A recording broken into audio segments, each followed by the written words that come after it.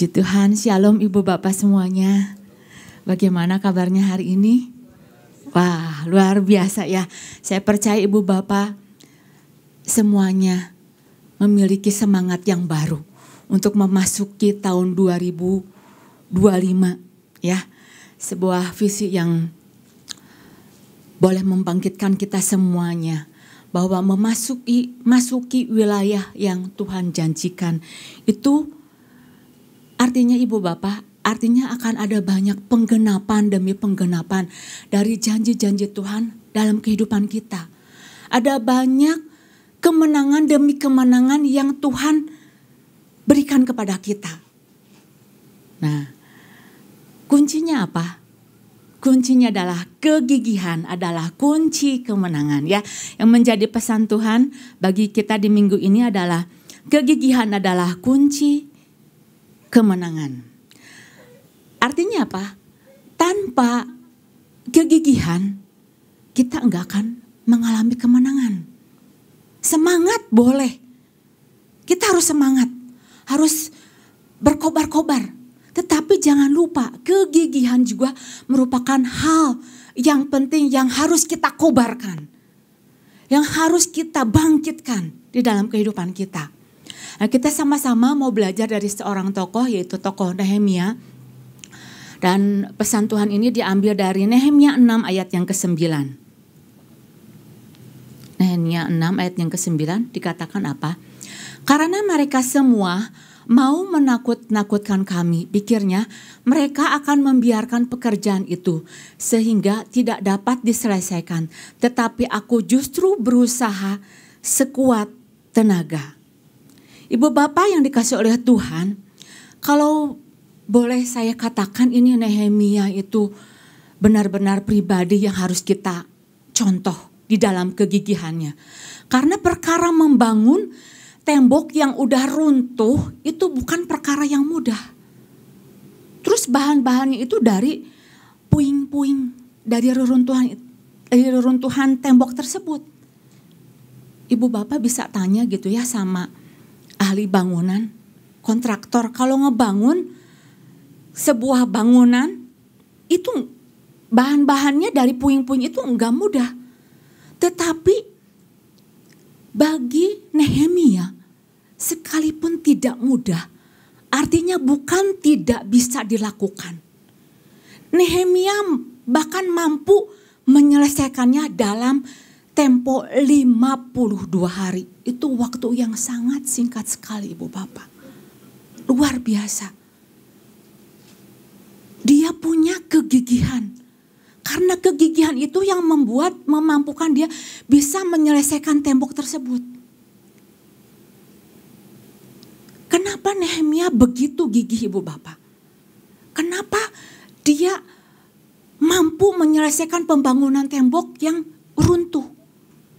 Jadi kalau kita berbicara tentang tembok itu adalah bukan perkara yang mudah. Tetapi Nehemia mampu menyelesaikannya. Kenapa Ibu Bapak? Kalau berbicara tembok itu berbicara sebuah hal yang penting. Tembok itu berbicara tentang kekuatan. Jadi Nehemia tahu kalau membangun tembok itu dia sedang membangun sebuah kekuatan. Nehemia menaruh perhatian besar pada pembangunan tembok yang sudah runtuh, yang sudah hancur pada waktu itu. Bahkan Nehemia katakan bahwa pembangunan ini adalah pembangunan sebuah pekerjaan yang besar dan luas. Kita sama-sama baca ayatnya ya. Nehemia 4 ayat yang ke-19 dikatakan apa? Nehemia 4 ayat yang ke-19, berkatalah aku kepada para pemuka dan para penguasa dan kepada orang-orang yang lain, pekerjaan ini besar dan luas dan kita terpencar pada tembok yang satu jauh daripada yang lain. Nehemia katakan bahwa pekerjaan ini besar dan luas.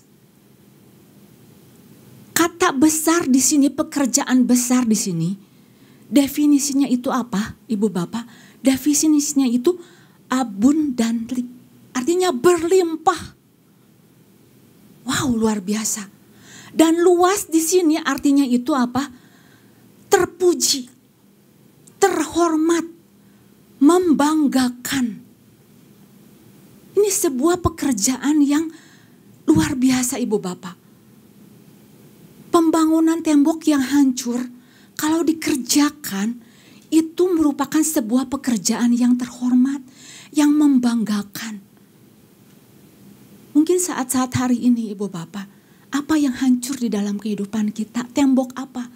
Mungkin ada rumah tangga, atau pekerjaan, atau karir, atau studi, atau masa depan, cita-cita yang udah hancur, atau keinginan, sepertinya udah hancur, udah gak punya pengharapan lagi. Dengan kegigihan, Nehemia bisa menyelesaikannya. Karena dia menyadari pekerjaan ini kalau dibangun dengan selesai, itu akan membawa bangsa Israel menjadi bangsa yang punya kekuatan. Menjadi bangsa yang terhormat. Itu sebabnya Ibu Bapak, ketika musuh tahu bahwa bangsa Israel sedang membangun sebuah kekuatan yang akan menjadikan bangsa yang terhormat sesuai yang dikehendaki Tuhan, maka yang dia lakukan, yang musuh lakukan, yang lawan lakukan adalah dia berusaha untuk menghentikan pembangunan tersebut. Karena dia menyadari kalau kekuatan dihancurkan, maka musuh mudah sekali untuk menyerang. Mari Ibu Bapak, kita sama-sama menyadari perkara ini. Pembangunan sesuatu yang hancur kalau dilakukan dengan kegigihan dan mendatangkan hasil, itu akan membawa kehormatan, akan membawa keagungan, dan kita akan mengalami berlimpah-limpah. Nah ini nih musuh yang gak suka. Nah pagi hari ini kita sama-sama mau ingat kembali apa yang menjadi pesan Tuhan ya. Saya mau membacakan inti dari pesan Tuhan. Tuhan ingin semangat atau sikap gigih dan pantang menyerah yang ditunjukkan oleh Nehemia dan kaum Israel ini juga dimiliki oleh kita sebagai orang percaya. Memasuki tahun yang baru ini, Tuhan mau kita level up atau meningkatkan kualitas semangat kita lebih dari tahun sebelumnya. Artinya jangan memasuki tahun ini dengan sikap dingin dan lesu. Bergeraklah dengan suatu persistensi karena tahu ada perkataan Tuhan yang penting menyertai kita. Luar biasa, semangat, kegigihan dari Nehemia harus kita miliki. Nah, Ibu Bapak bisa mengikuti poin-poin penting yang sudah disampaikan oleh beberapa hamba Tuhan beberapa hari ini. Dan saya mau melanjutkan beberapa hal yang harus kita pahami agar kita menjadi orang-orang yang tangguh atas segala hal yang diperhadapkan kepada kita mengenai kegigihan ya. Yang pertama adalah kegigihan adalah kekuatan untuk bertindak dengan sekuat tenaga sekalipun dicemooh. Nehemia 6 ayat 9 yang tadi sudah ditampilkan ya, saya mau bacakan lagi. Karena mereka semua mau menakut-nakutkan kami, pikirnya mereka akan membiarkan pekerjaan itu sehingga tak dapat diselesaikan. Tetapi aku justru berusaha sekuat tenaga. Nah, orang yang gigih, saya mau katakan adalah orang yang kuat, Ibu Bapak. Orang yang kuat di dalam sikap, di dalam tindakannya. Sekalipun apapun yang diperhadapkan kepada dia. Orang yang gigih itu bisa disebut gigih kalau terbukti dia gigih itu sudah melewati apa? Sudah melewati sebuah ujian, teruji. Katakan lagi nih ya, saya punya barang nih. Barang ini tahan banting. Disebut barang tahan banting kalau barang tersebut sudah kena benturan berkali-kali, masih tetap utuh. Sudah dibanting berkali-kali, teruji, tetap utuh. Nah, orang yang gigih, terujinya apa? Teruji dia oleh waktu, oleh keadaan, oleh tekanan. Oleh waktu, keadaan, tekanan, sekalipun apapun yang diperhadapkan, dia tetap punya semangat. Untuk apa? Untuk terus menerus melakukannya. Ini orang yang gigih, Ibu Bapak. Dan kekuatannya itu apa? Sebesar apa, Ibu Bapak? Kekuatan itu sekuat tenaga. Kekuatan itu besar, sekuat tenaga. Artinya sekuat tenaga itu apa? Dia melakukannya dengan sungguh-sungguh. Enggak ngasal. Enggak asal-asalan. Kalau dia melakukan pembangunan, dia bekerja dengan sungguh-sungguh, enggak asal-asalan. Kalau Nehemia berdoa dia enggak ngasal. Dia berdoa dengan sungguh-sungguh. Kalau dia bekerja, dia berusaha melakukan semuanya itu dengan sungguh-sungguh. Ini yang harus kita pahami, Ibu Bapak. Pembangunan tembok dilakukan sampai selesai karena dia melakukannya dengan sekuat tenaga. Dan kalau kita sebagai seorang pelari, kita juga harus mau melakukannya. Dikatakan di dalam 1 Korintus 9 ayat 24 dikatakan seorang pelari itu akan berlari begitu rupa. Tidak tahukah kamu bahwa ke dalam gelanggang pertandingan semua peserta turut berlari.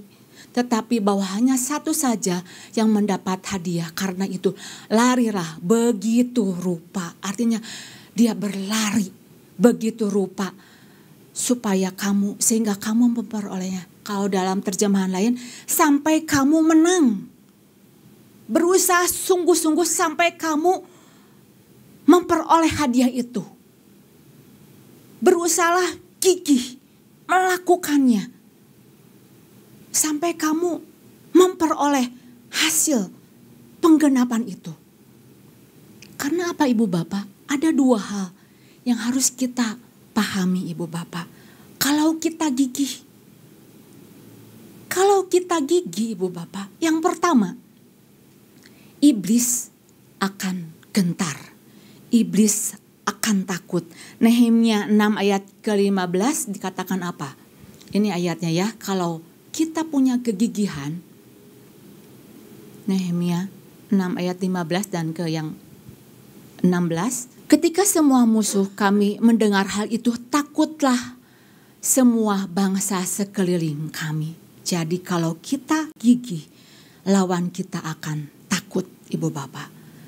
Kegigihan membuat musuh ketakutan. Dan hal yang kedua, kalau kita gigih, maka musuh akan malu.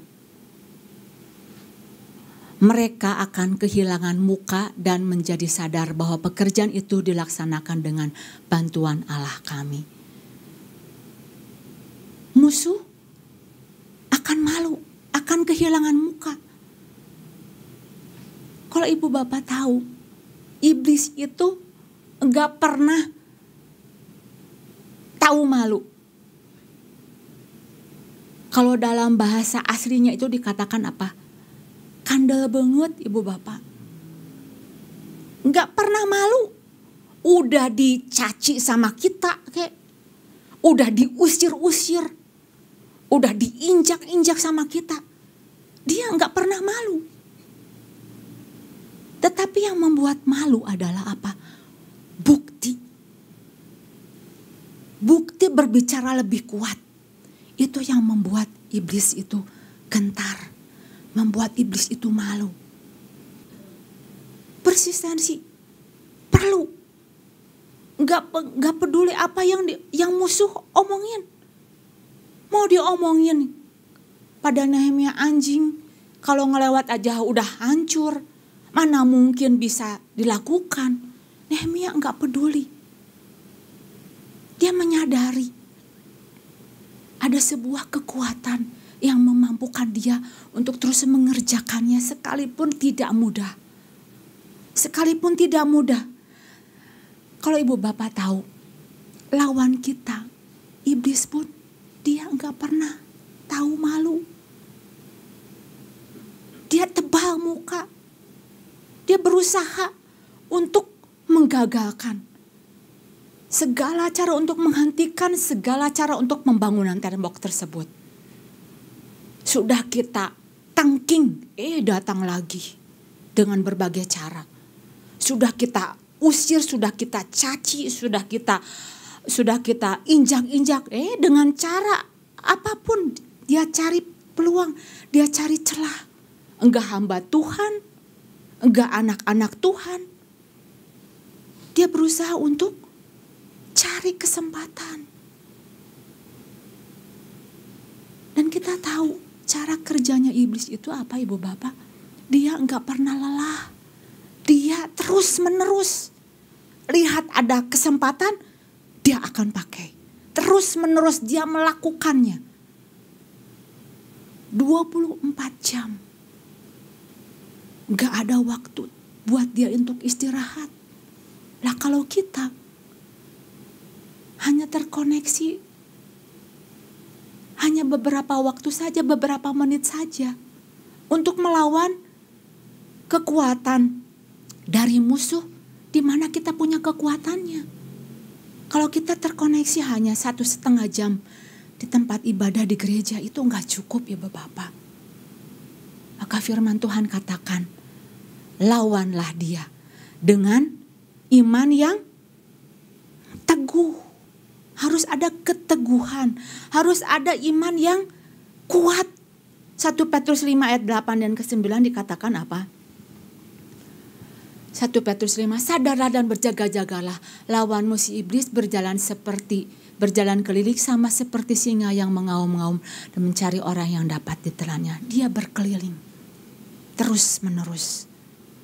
Dan kalau kita, saya menyadari ibu bapak, kalau iblis itu bekerja terus pakai cara, berbagai macam cara, dan saya termakan dengan caranya dia, saya akan mudah dikalahkan. Dan yang luar biasanya ibu bapak, ketika saya mendapatkan pesan ini, keberhasilan adalah kunci kemenangan itu. Benar-benar seperti ada sebuah aliran kekuatan bagi saya. Tanggal 5 hari Minggu ya ibu bapak, pesan ini disampaikan. Itu saya mendapatkan sebuah kekuatan. Tanggal 1 ada pesan Tuhan bahwa ada kandungan yang akan melahirkan. Tanggal 3, pada waktu itu saya sepertinya seperti orang yang ditendang gitu. Saya ajak gitu, ayo kita kan tahu ini ada sebuah pembangunan yang harus dilakukan karena ada bagian yang hancur. Tetapi doa lagi. Silahkan berdoa. Nah pada waktu itu saya ngerasa aduh benar-benar. Tapi minimal kata saya yang harus dilakukan adalah yang bisa awal bisa kita lakukan adalah berdoa. Apakah ibu bapak pernah mengalami ketika mau ngajak, ayo berdoa yuk, ayo bangun mesbah. Enggak lah, enggak penting, enggak perlu. Kalau yang ngerasa perlu silahkan. Nah pada waktu itu saya ngerasa, aduh sepertinya ditendang dan saya pada waktu itu marah gitu. Saya bilang dalam hati saya nggak akan ajak lagi. Nah, saya datang sama Tuhan, Tuhan saya marah, saya kesel gitu ya. Dan saya bilang saya nggak akan ajak lagi sampai orangnya sadar aja, sadar sendiri. Nah, tanggal 5 saya dapat pesan ini. Kegigihan adalah terus menerus melakukannya sampai penggenapan itu terjadi. Karena saya mendapatkan sebuah kekuatan Ibu Bapak. Ajak lagi. Kalau ada anak, kalau ada suami, kalau ada istri yang gak mau, jangan kita berhenti di sana. Iblis senang kalau kita gak kerjakan lagi. Iblis sukacita, dia senang. Kalau pembangunan itu tidak kita lakukan lagi, bahkan terhenti. Nah, jangan sampai kita tertipu oleh perkara ini. Kita harus terus mengerjakannya. Nah, saya mau kita sama-sama kenapa kita harus punya kegigihan Ibu Bapak. Yang pertama Ibu Bapak, kita harus punya kegigihan karena apa? Karena Tuhan menjadikan kita itu bukan sebagai anak-anak yang gampangan. Bukan anak-anak yang gampangan. Ada masalah sedikit, pergi, tinggalin. Enggak. Tapi sama-sama kita mau belajar dari kitab Ibrani, ya, dikatakan bahwa Tuhan mendidik kita. Jadi adanya permasalahan itu bukan membuat kita jadi lemah. Tapi katakan, dengan masalah ini, aku akan jadi kuat. Karena kalau kita enggak kuat Ibu Bapak, dunia yang keras ini akan menghancurkan kita. Dunia yang keras ini akan merusak kita. Jadi kita perlu yang namanya kegigihan Ibu Bapak. Itu ya, di dalam Ibrani 2 ayat yang ke-8 dikatakan bahwa kita bukan anak-anak gampangan, jadi kita harus terus menambah-nambahkan terus kekuatan kita dengan apa? Dengan cara kita mau terus berlatih. Ada masalah, berlatih lagi. Ada masalah, mau belajar lagi. Sehingga apa? Otot-otot rohani kita semakin kuat. Dan yang kedua, kenapa kita harus gigih? Karena kegigihan sudah Tuhan berikan kepada kita. Kegigihan sudah Tuhan berikan kepada kita. Jadi motor penggerak kita itu bukan diri kita lagi. Motor penggerak kita itu adalah kuasa dari Roh Kudus. Dan Roh Kudus itu Tuhan sudah berikan kepada kita semuanya. Nehemia 2 ayat yang ke-20 dikatakan bahwa Nehemia begitu yakin bahwa dia akan berhasil karena Tuhan sudah memberikan kepada dia. Dan poin yang ketiga, kenapa kita harus gigih Ibu Bapak? Karena waktu penggenapan itu sudah dekat. Waktu penggenapan itu sudah dekat. Apa Ibu Bapak yang sudah lama dinanti-nantikan? Ini waktunya. Untuk penggenapan itu terjadi, bahkan tinggal sedikit waktu lagi. Ada hal-hal mungkin yang Bapak Ibu Bapak udah lama dirindukan. Ini Ibu Bapak hidupi visi ini. Visi 2025 itu berbicara apa? Berbicara penggenapan waktunya Tuhan. Ayat yang mendasarinya ya, biar kita ingat, Yosua 2 ayat yang ke-24 dikatakan apa? Yosua 2 ayat yang ke-24, kata mereka kepada Yosua, Tuhan telah menyerahkan seluruh negeri ini ke dalam tangan kita. Artinya apa? Artinya wilayah-wilayah itu sudah genap untuk kita masuki dan kita percaya bersama-sama dengan Tuhan. Jangan kita lewatkan Ibu Bapak perkara ini. Kalau kita salah, kita perbaiki. Kalau kita gagal, kita coba lagi. Tetapi kalau kita menyerah, udah selesai. Nggak terjadi apa-apa. Makanya Ibu Bapak, kita harus terus gigih. Sampai penggenapan waktunya Tuhan terjadi di dalam kehidupan kita. Miliki kekuatan yang terus-menerus dikerjakan di dalam kehidupan kita dengan sekuat tenaga dan andalkan semuanya pada kekuatan yang daripada Tuhan. Saya percaya apa yang Tuhan berikan kepada kita, kita dimampukan untuk mengerjakannya. Demikian firman Tuhan, Tuhan Yesus memberkati.